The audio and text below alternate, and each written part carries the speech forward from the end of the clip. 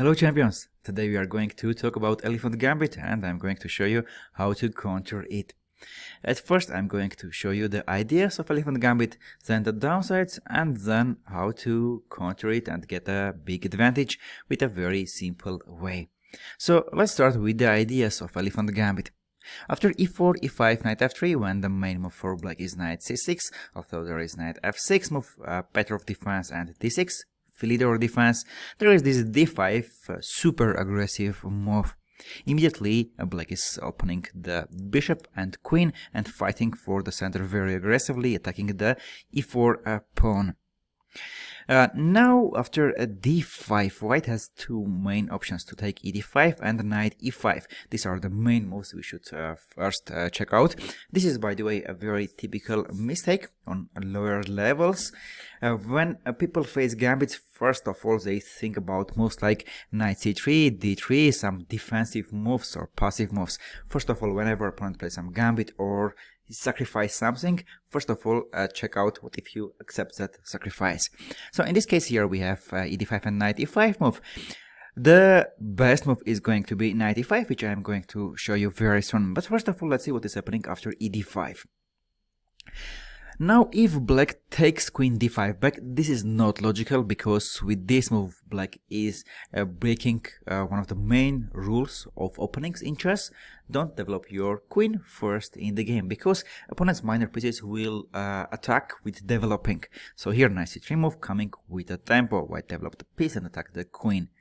If queen a6, for example, queen retreats somewhere, defending the e5 pawn at the same time, then bishop b5, check, after c6, bishop a4, now bishop b3 is coming, a short castle is coming, and after that white is going to exploit black's queen position on the e-line. It's coming rook e1, it's coming d4, it's coming knight e5 even, because after queen e5, rook e1 is going to be, and black is going to lose the queen.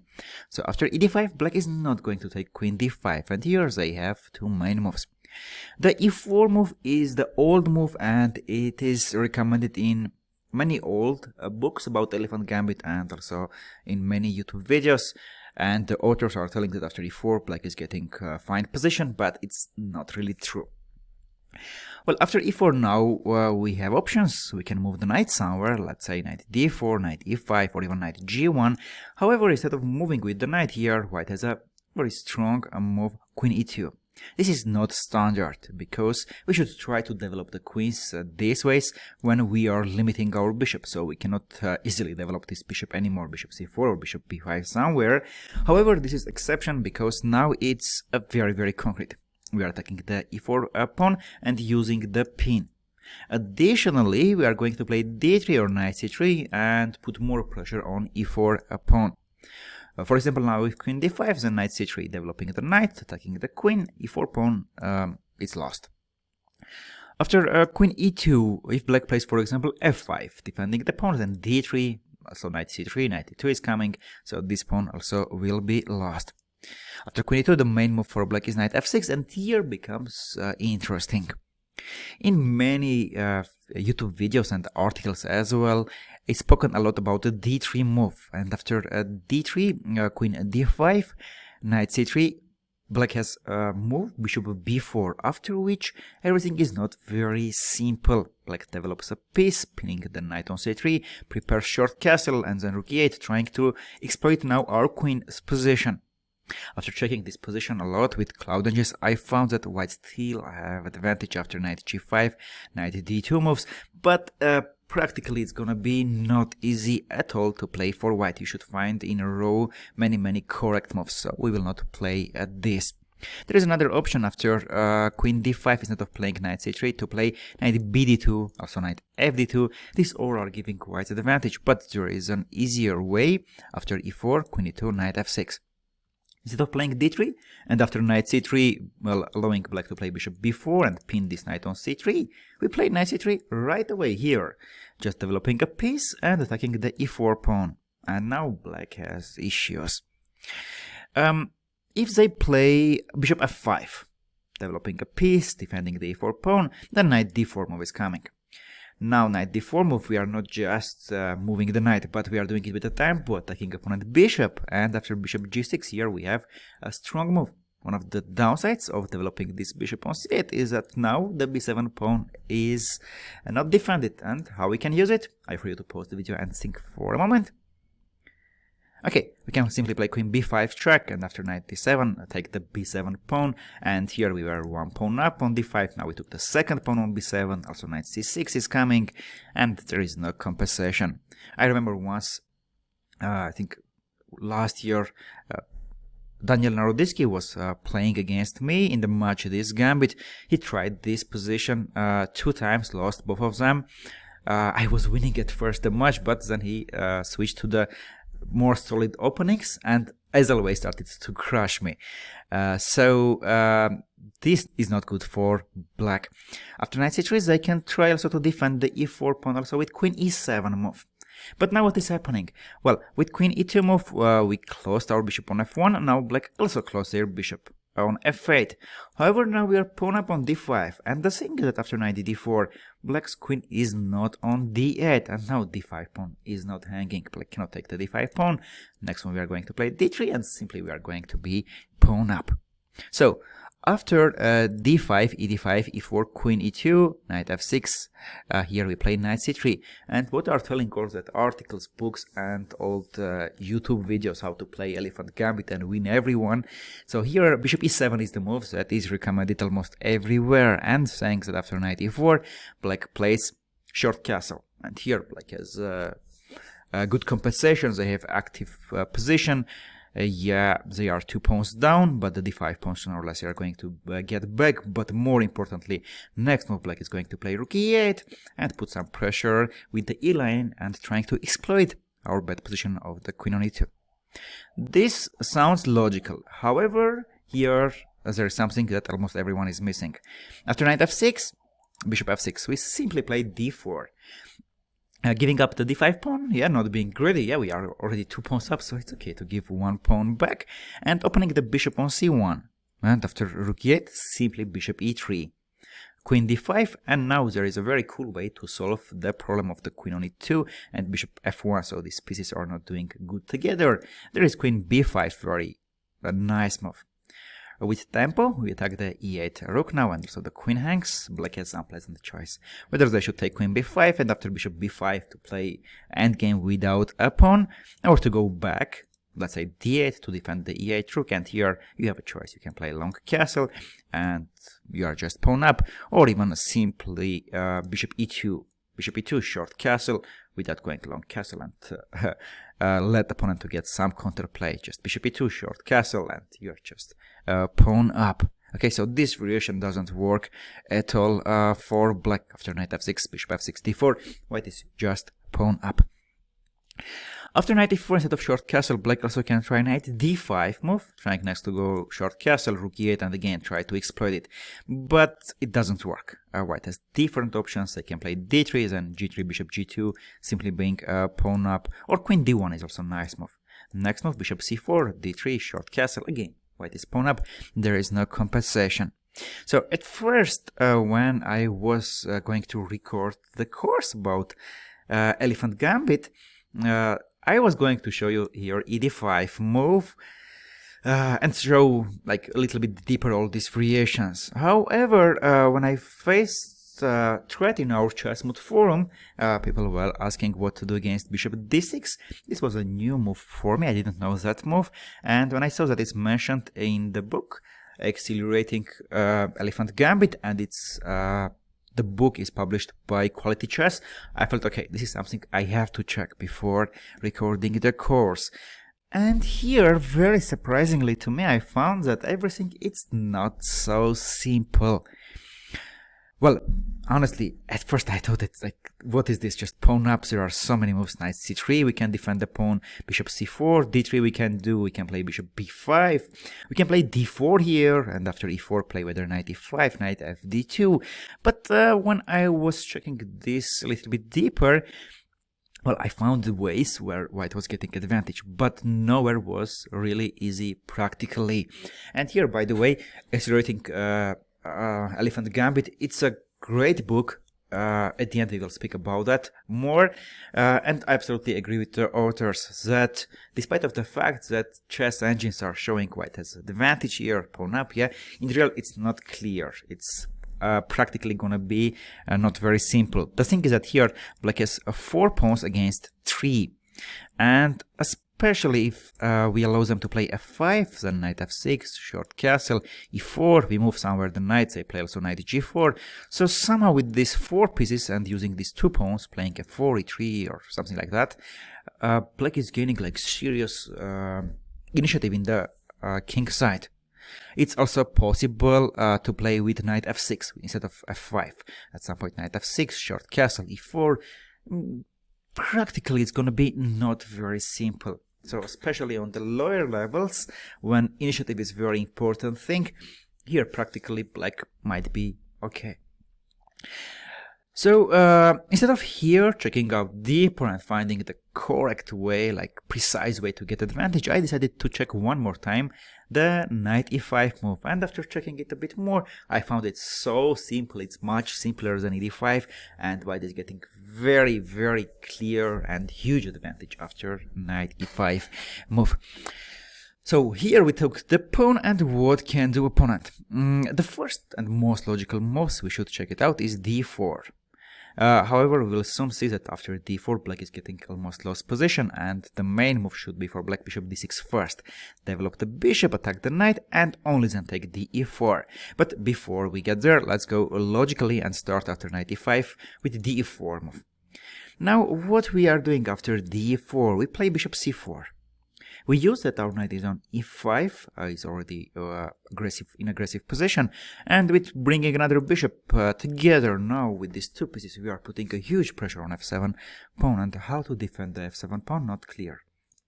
If black tries something like knight h6, defending the f7 pawn, first of all, this is a very bad and ugly move, and also we can play here d3 or d4 even, it's even stronger, opening the darker bishop and attacking the defender of f7 pawn. Next we take f7, and opponent's position is going to be collapsed. So after bishop c4, knight h6 doesn't work, and here black has 2 moves. Queen d4, trying to somehow win a piece, or queen g5, taking the e5 and g2. Very briefly, I will show you what is happening here. After queen d4 move, looks like white might have issues with these pieces. And really, if we take here knight f7, after queen c4, knight h8, sooner or later this knight on h8 will be trapped, and then black will be totally fine. And after queen d4, bishop f7 when we take, black plays king e7 or king d8. There are 2 ways. One is to take bishop g8, and after rook g8 to move somewhere the knight. But there is a simpler way. Opponent's king is in the center. If we keep the piece, we are going to be not in big advantage, but in winning position. Yeah, opponent king in the center, we are pawn up. And here there is a very nice way to keep these pieces. The knight on e5 is defender of the bishop on f7, so we need to defend the e5 pawn. Sorry, e5 knight. How we defend? Yeah, we go f4, just defending it. Now if black takes ef3, we take knight f3. With tempo, attacking the queen on d4, not allowing black to take king f7. Looks like after queen e4 check, yes, they have intermediate check, and then they will win the f7 bishop, but now king f2 move, and this is untouchable, because if king f7, knight g5 check, and we win opponent queen. And if no, after king f2, we are going to play rook e1, and we are going to exploit opponent's king on e7. And after king e7, f4, if it doesn't take ef3, then it just lost. The same we are going to play after bishop f7, if king d8. Same, f4, after ef3, knight f3, the bishop on f7 even doesn't hang. And after f4, let's say bishop c5, so king is not on e7, black could play bishop c5. We are going to do just one thing, not to blunder, queen f2, checkmate. So simply queen d2 move, defending the f2 square. Then we are going to play c3, next move d4. It's just lost for black with this king on d8 and pawn down. So champions, after d5, knight e5, d4, bishop c4, queen d4 doesn't work. If queen g5, now black is ignoring the f7 pawn but attacking the g2 pawn. And if here we make a mistake and play knight f7, well, this is a trap. after queen g2 here, really black is winning. After knight h8, queen h1 check, king e2, black plays bishop g4 check, and now we are going to lose the queen. And after knight f7, queen g2, if we play rook f1, keeping the rook. And now it's coming bishop g4 move. Our queen has problems, and if you play bishop e2, the bishop was the defender of f7 knight. So black can take bishop e2, queen e2, king f7, and now if we calculate the pieces, we will see that now black is piece up. So after d4, bishop c4, queen g5, knight f7 was a mistake. However, here we can play bishop f7 check, and the next move d4, or immediately d4, it's just transposition. After queen g2, bishop f7, same thing gonna be happen. Black plays king e7 and rook f1. The pawns are equal, however, opponent's king is in the center.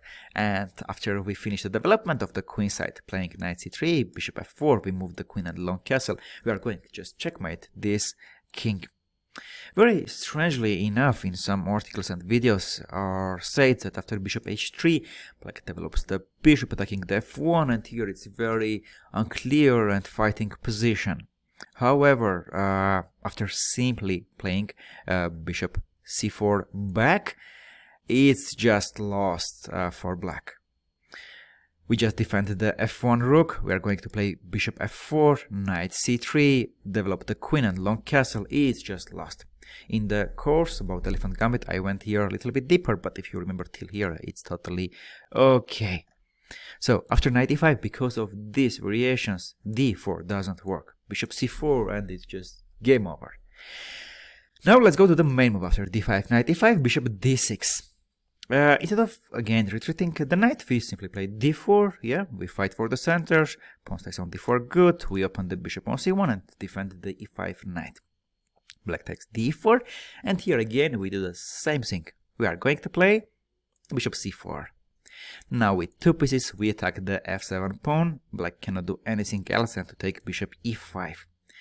And now looks like we should take d5, and after queen d1, king d1, here we have bishop pair advantage, but after knight c6 they attack the e5 pawn. Also it's coming bishop g4 check. Next move, after we move the king, long castle. Now rook d1 is coming, so black will take the initiative. Also after at some point we remove these two pawns from the board, yeah, with d and e open line, our king on e1 in the center. Of course black is going to take the initiative. However, after bishop c4, bishop e5, we are not going to take d5. It might sound strange, yeah, what if not d5? But here we have a very nice move, queen h5. So we attack the f7 pawn, which is not just a pawn. After we take queen f7, it's gonna be checkmate. And this idea, by the way, it's coming from the famous variation from the Philidor defense. Briefly, I will show you. After e4, e5, knight f3, d6, d4, knight d7, the old Philidor variation, Han variation, so called. We go bishop c4, and with these two pieces, we are going to put pressure on the f7 pawn. The variation continues c6, short castle, bishop e7, and now after d5, d5, here there is a very nice move, knight g5. We are targeting the f7 pawn. If knight h6, this move loses because of knight e6. This you can find in our ChessMood courses, Philidor defense. And after bishop g5, queen h5. Now f7 hangs, and next move we are going to take the g5 bishop after queen e7, queen g5. And with bishop pair, it's a very huge advantage in the end game. Let's go back to our variation after knight e5. Bishop d6, d4, d4, bishop c4, bishop e5, queen h5. So now again we attack the f7, we want to checkmate, and e5 bishop. Black plays here queen e7, there is no better option.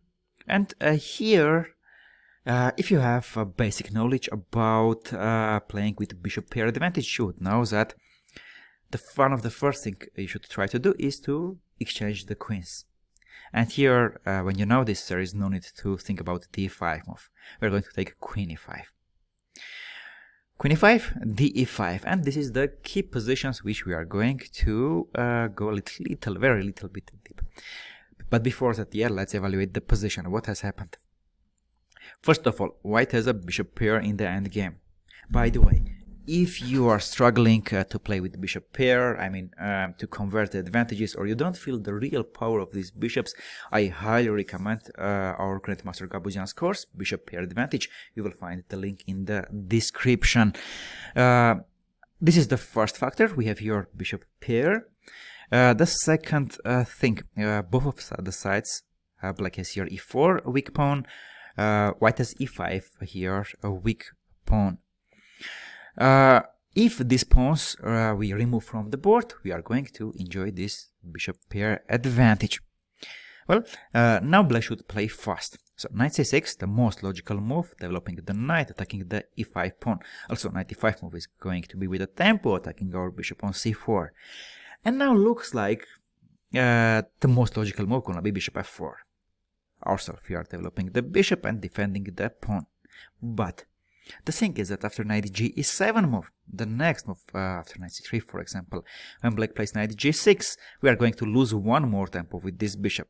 Going to play bishop g3, and black developed the knight, and anyway we are going to lose the e5 pawn.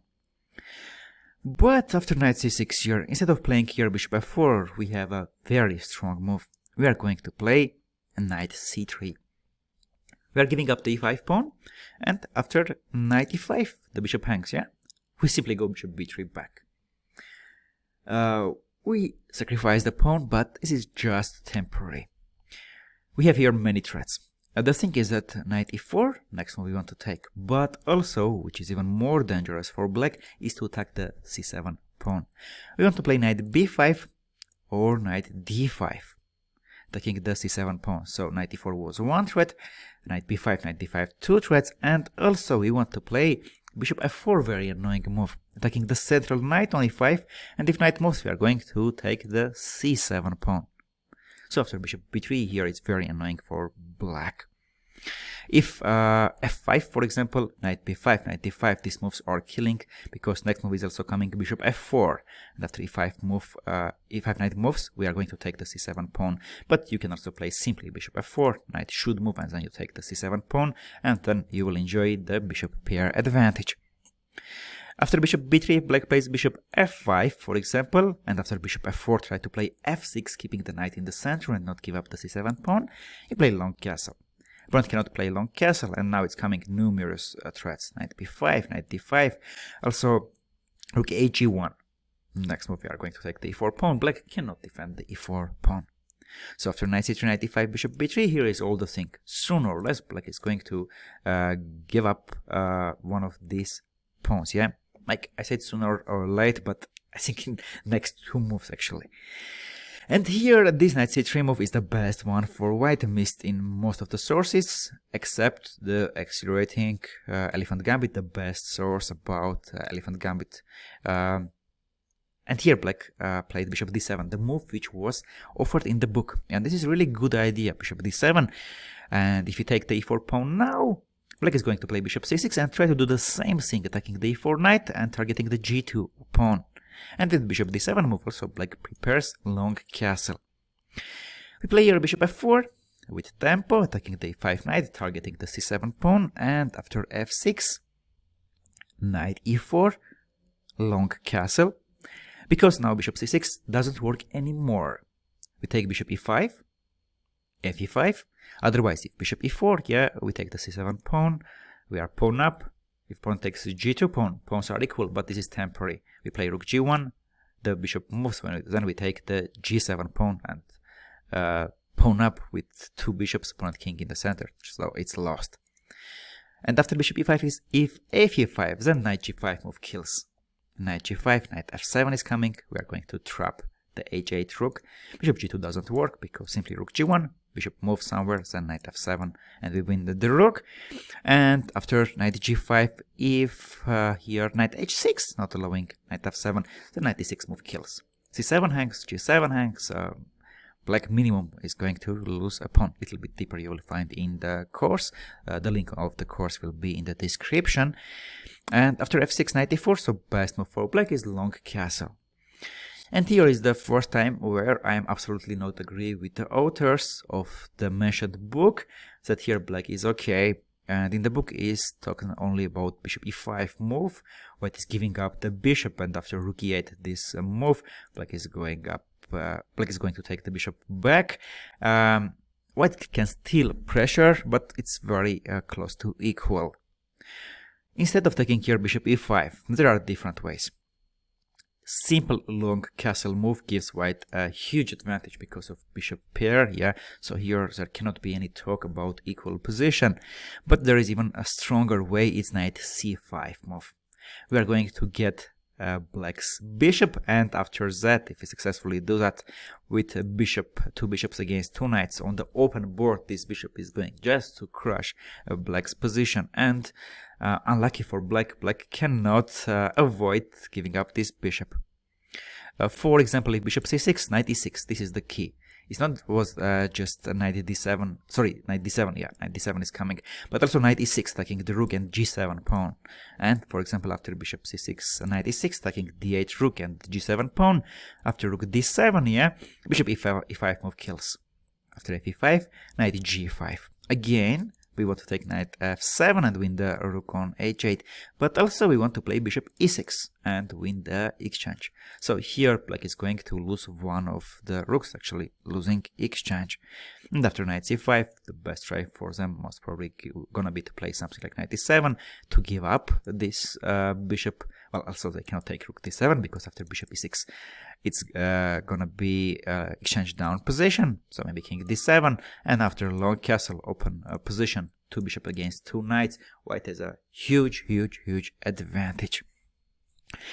The good part about this variation, why I offer instead of ed5 to play knight e5, is that the variation is going to be very simple to remember. After d4, bishop c4 is just over, and after knight e5, bishop d6, we play here d4, and after d4, bishop c4, bishop e5, queen h5. That's it. After queen e7, queen e5, queen e5, d5. Here white has very simple play and huge advantage. And the second good part of this is that after knight c6, even if you forget all this variation and let's say you play bishop f4, still even here you have advantage.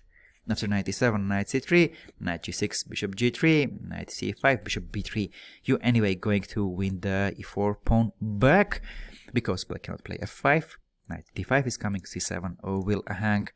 And after bishop b3, you can even not hurry up taking the e4 pawn. You can play a long castle or short castle and then take. Just remember that always knight b5, knight d5, knight e4. These are the threats that are coming.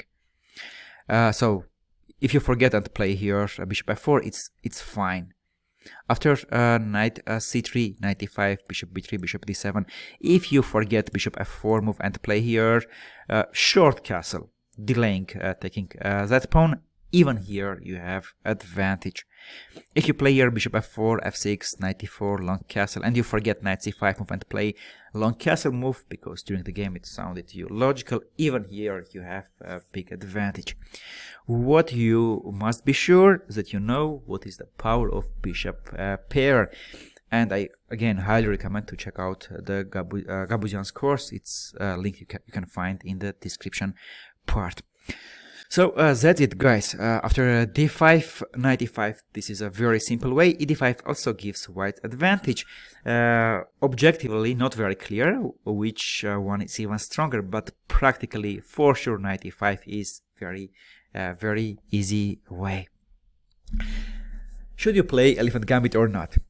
Well, if you are interested to learn Elephant Gambit, I highly recommend the book was mentioned, Accelerating Elephant Gambit. It's a really good book.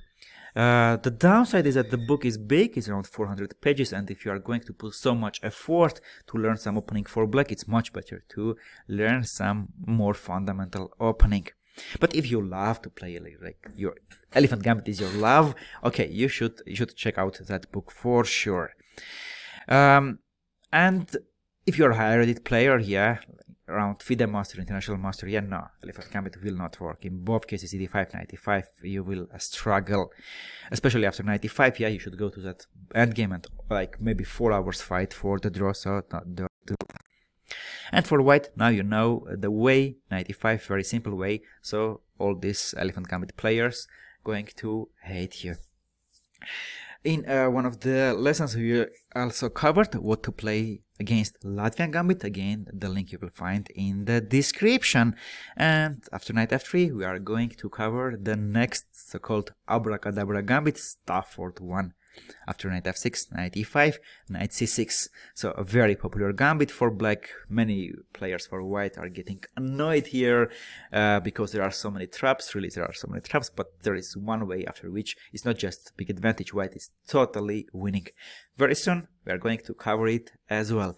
Don't forget to subscribe to our channel so you don't miss the updates. And also in the description part you will find the links about d5 Elephant Gambit to the course and also to the article where it's going to be a little bit deeper. Thank you for being with me. Thank you for improving, and I'm hoping you are going to punish all your opponents who are playing Dubious Gambit, and especially who are learning from dubious sources. See you during the next lessons. Take care.